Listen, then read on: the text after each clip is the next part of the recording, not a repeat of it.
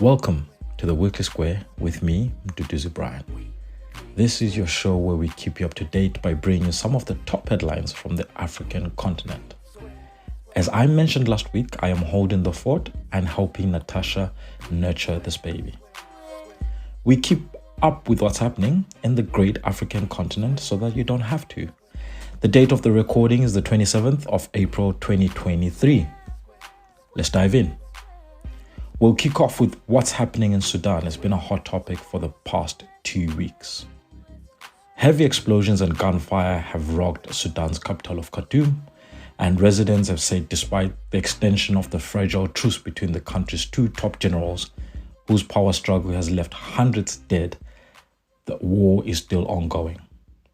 After 2 weeks of skirmishes that have turned Khartoum into a war zone and thrown Sudan into turmoil, a group of international mediators, including the African Union, the Arab nations, and the United Nations with the United States, are intensifying the pressure on the rival generals to enter into talks and resolve the crisis that's happening at the moment. Dozens of nations have scrambled through the fragile truce to evacuate as many of their citizens as they can. And I think we're all united in that a peaceful solution needs to be found as soon as possible. As we stated last week, the ramifications right across the East African region could be catastrophic. We move on now to South Africa. Ramaphosa's government is building a concrete border wall between South Africa and Mozambique. The KwaZulu-Natal provincial government had made a decision to resume construction of a concrete wall along the South Africa-Mozambique border. This is to curb the theft of motor vehicles and movement of illicit goods between the two countries. Now, I put this on to you.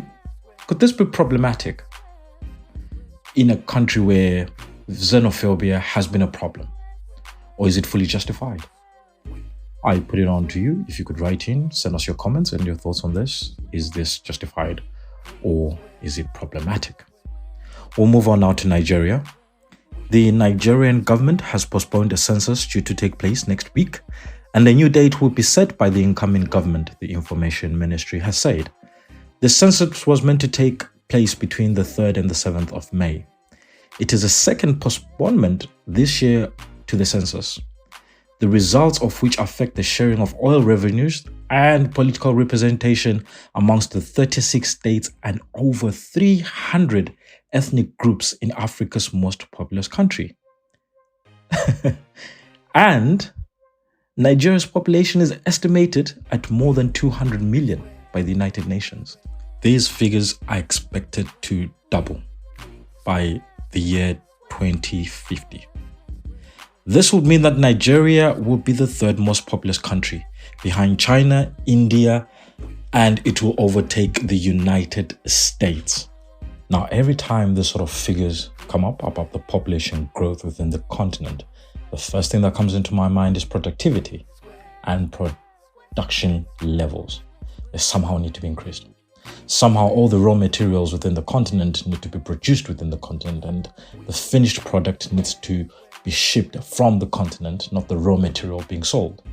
But that is probably a conversation for later on in the podcast. We will pop over now next door to Ghana, and Ghana's GDP growth rate has slowed drastically in 2023. It is estimated now that it is at 1.3%. Ghana's economy will slow significantly right across the year as the Economist Intelligence Unit is forecasting. This is below the projections of the World Bank, which was at 1.8%, the IMF, International Monetary Fund, which was at 1.6%.